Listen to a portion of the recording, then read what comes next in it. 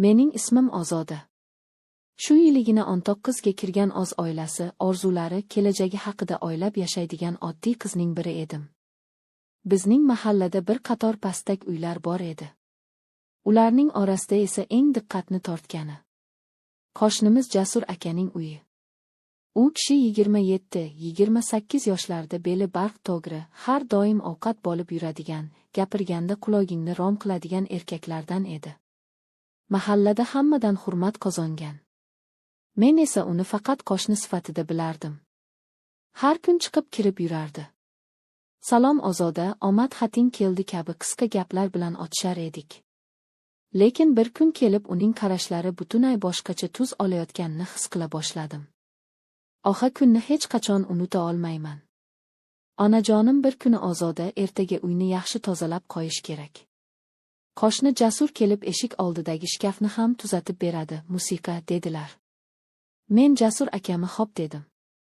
Ammo yuragimning nimagadir bir burchagi titrab ketdi. Ertasi kuni quyosh iliq nuri bilan xonaga tushib turgan paytda eshik taqilladi. Ochsam Jasur aka, uning ozi ham doimdagidan ham kelishgan. Quyosh nurlari yuziga tushganda yuzlarida go'yo bir mayin jilva paydo bo'lardi. Assalomu alaykum Ozoda, onajoning aytgan edilar, bir ikkita ishlari bor ekan dedilar. Va alaykum salom, kiring dedim hovliq qilib. U xonaga kirdi. Men esa uning ortidan qandaydir hayajon bilan qarab qoldim. U shkafni ko'tarib, bir narsalarni qotirib, olchab burovlab yurardi. U ishlayotganda qo'llari mushtakday, ovozi chiqinginching qilib eshitdilar. Men esa o'sha ovozlardan og'zimni nima qilayotganimni bilmasdim.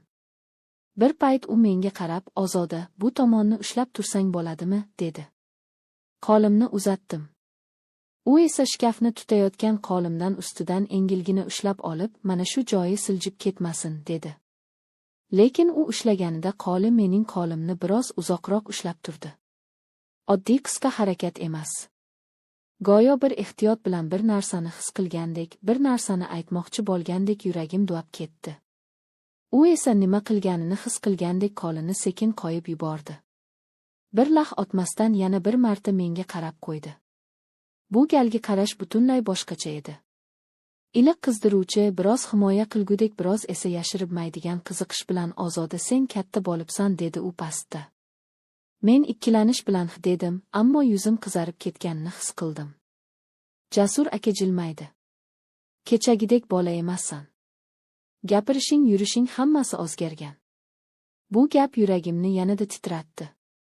Nimadir ichimdan harakatlandi. Bu qo'rquv ham emas, quvonch ham emas, boshqacha tuyg'u. Shu payt u yana shkafga egildi. Men esa uning atir hidiga qo'shilib ketgan issiqligidan og'zimni yo'qotay deb turardim. Bir muddat o'tib u yana menga qarab qo'ydi. Musiqa, bu galoq juda uzoq. Go'yoq men senga befarq emasman degan ma'noda. Shu kundan keyin hammasi o'zgara boshladi. Jasur aka har kuni eshik oldimdan o'tganda to'xtab turdi. Salomlarimiz uzaya boshladi. Ba'zan gapimiz ham bitmasdi. Men uning har kuni meni izlab o'sha tomonga qarab o'tayotganini sezardim. U yonimda bo'lganda o'zimni boshqacha his qilim. Har safar u qo'limni tasodifan tegizib yuborsa, yuragim befosila urardi. Uning qarashlari odamni og'ziga tortadigan, qalbni titratadigan qarashlar edi. Bir kuni u yana uyga keldi. Onam do'konga chiqib ketgan. Uyda faqat men. Jasur aka eshikdan kiktab qoldi. Ozoda, uyda o'zingmisan? Ha, onajonim do'konga chiqib ketganlar. U bir qadam yaqinlashdi. Yuragim dudu urardi. Kechir, o'sha kun sening qo'lingni ushlab qo'yganimni o'ylab qoldim. Xato bo'lmadimmi? Dedi u juda past, juda yumshoq ovozda. Men unga qarashga ham uyalib yo'q. Dedim past, titroq ovozda. U yana bir qadam yaqinlashdi. Menga juda yaqin. Ozodni senga boshqacha qarab qolyapman. Bilmay qolibman. Shuni yoqtirmaysanmi? Bu savol yuragimni yerga urib tushirganidek bo'ldi. Men bir soniya o'ylab turdim, lekin bu gal yuragim aqlimdan kuchliroq edi. Yo'q, yoqtirmayman demayman. Jasur akaning ko'zlari yalt etib ketdi. Uning yuzida avval hech ko'rmagan iliqlik, samimiylik, shohlik, quvonch aralash tuyi paydo bo'ldi. Birinchi marta shu kun u qo'limni qattiq ushlab oldi. Bu gal tasodifan emas. Siyod bilan, ixlos bilan yuragidan kelgan. Holda Ozoda, sen menga juda yoqib qolding, dedi u. Men javob bera olmadim. Lekin qo'limni qimiratmadim ham uning qo'lida qoldi. Shu bilan hammasi boshlandi. Uning qo'li mening qo'limni ushlab turgan payt xonadagi sukunat go'yo quloqlarimga bosilib kelayotgandek bo'ldi. Yuragimning ovozi esa juda baland eshitilardi. Jasur aka qo'limni sekin qo'yib yubormadi. Aksincha qo'limni kaftiga to'laroq olib menga bir qadam yaqinlashdi. Men ko'zlarimni pastga qaratgancha jim turgandim.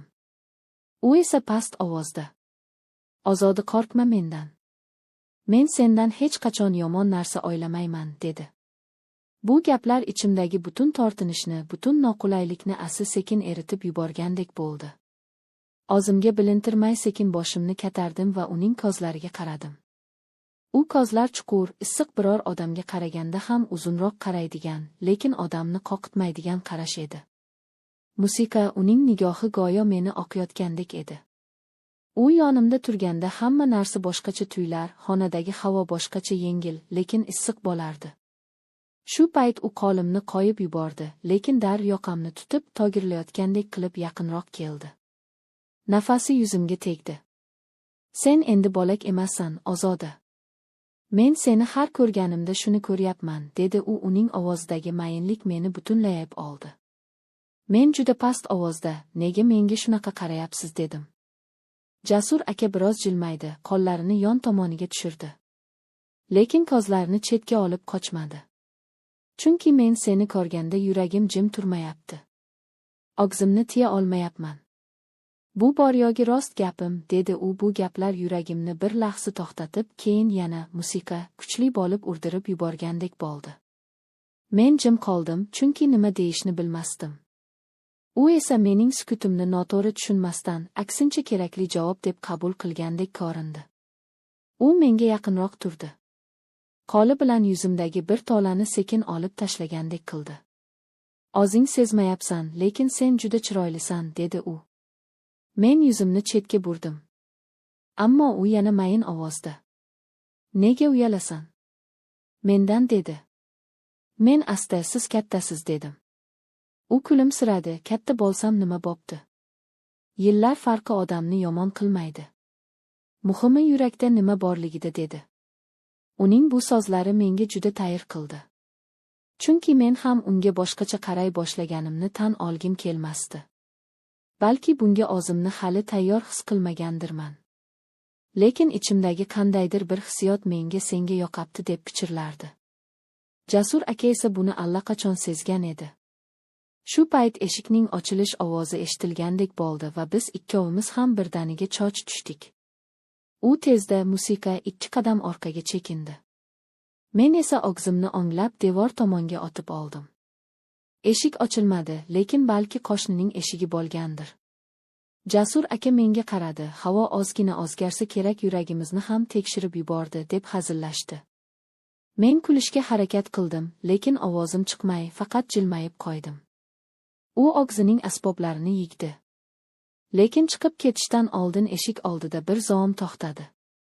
Menga qaradi, ko'zlarida nimadir bor edi. Bir qarashda aytib bormaydigan, ammo seziladigan. "Bugun aytganlarimni unutma, men rost gapirdim", dedi.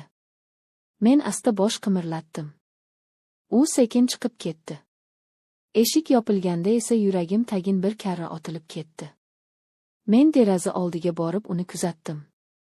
U bir necha qadam uzoqlashib, birdaniga orqasiga qayrilib qaradi. Ko'zlarimiz yana uchrashdi. Uchilmaydi. Men esa oynadan sekin chetga qochdim.